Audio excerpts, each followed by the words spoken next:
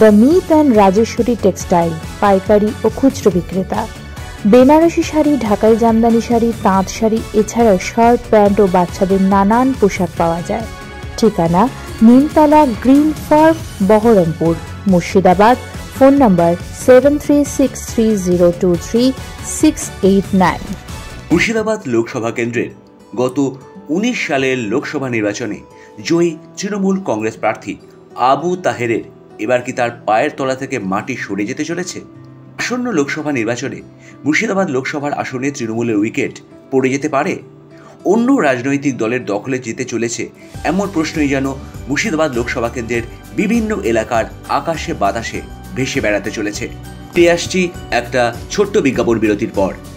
নামটি মনে রাখবেন, মন্ডল ট্রেডার্স, ইলেকট্রনিক দ্রব্যের বিপুল সম্ভার। ফিরে এলাম বিজ্ঞাপন বিরতির পর। 24 সালে লোকসভা নির্বাচনে এবারে মুর্শিদাবাদ লোকসভা কেন্দ্রে একমাত্র বামফ্রন্ট তথা সিপিএম এর হেভিওয়েট নেতা মোহাম্মদ সেলিম ছাড়া শাসক তৃণমূল কংগ্রেসের প্রাক্তন সাংসদ, জেলা তৃণমূল নেতা আবু তাহের ও কেন্দ্রের শাসক বিজেপির মুর্শিদাবাদ বিধানসভার বিধায়ক গৌরীশঙ্কর ঘোষ, এই 3 পরিচিত রাজনৈতিক দলের হয়ে প্রতিদ্বন্দ্বিতার ময়দানে।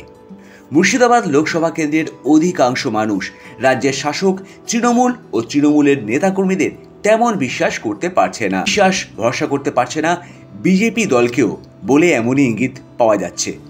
বিজেপি মানে তৃণমূল চোর, নানান দুর্নীতির অভিযোগে বাজার গরম করে তোলার চেষ্টা।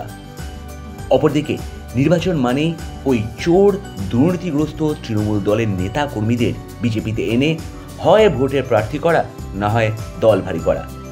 এমন কিছুর দিকে নজর রেখেই মানুষের বিজেপির বিরুদ্ধে কটাক্ষের সুরে একাধিক প্রশ্ন। আগামী 2026-এর বাংলা বিধানসভা নির্বাচনে যে সকল তৃণমূল নেতা, যেমন পার্থ চ্যাটার্জি, জ্যোতিপ্রিয় মল্লিক, অনুব্রত মণ্ডল, শেখ শাহজাহানদের ধোয়া তুলসী পাতা করে বিজেপি দলের প্রার্থী করে বা নেতা বানিয়ে দল ভারী করার সুযোগ বিজেপি নেতারা দেবেন? অধিকাংশ মানুষকে বলতে শোনা যাচ্ছে, দীর্ঘ সময় বামফ্রন্ট বাংলার সরকার পরিচালনা করলেও ওই দলের কোনো নেতাকে বা মন্ত্রীকে দুর্নীতির অভিযোগে জেলে যেতে হয়নি।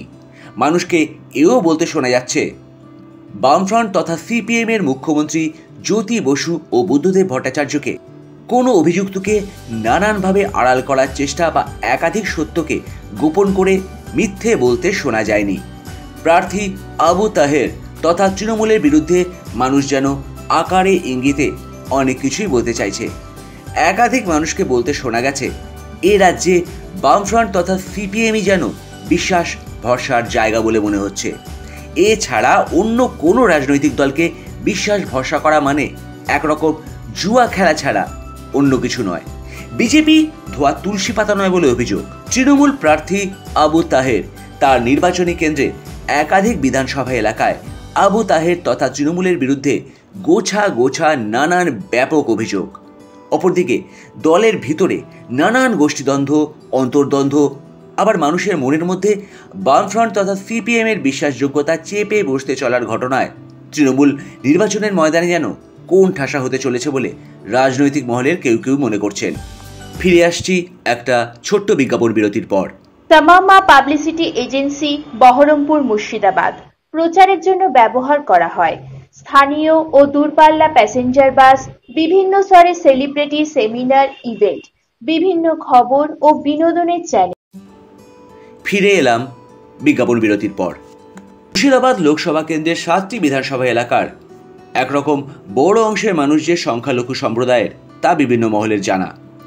একদিকে সংখ্যালঘু সম্প্রদায়ের অধিকাংশ মানুষের সিপিএম মুখী হতে চলা, আবার প্রার্থী আবু তাহেরের দলের অধিকাংশ তৃণমূল কর্মীদের আবু তাহেরের পক্ষে থাকার সম্ভাবনা অনেকটাই কম বলে অনুমান করা হচ্ছে।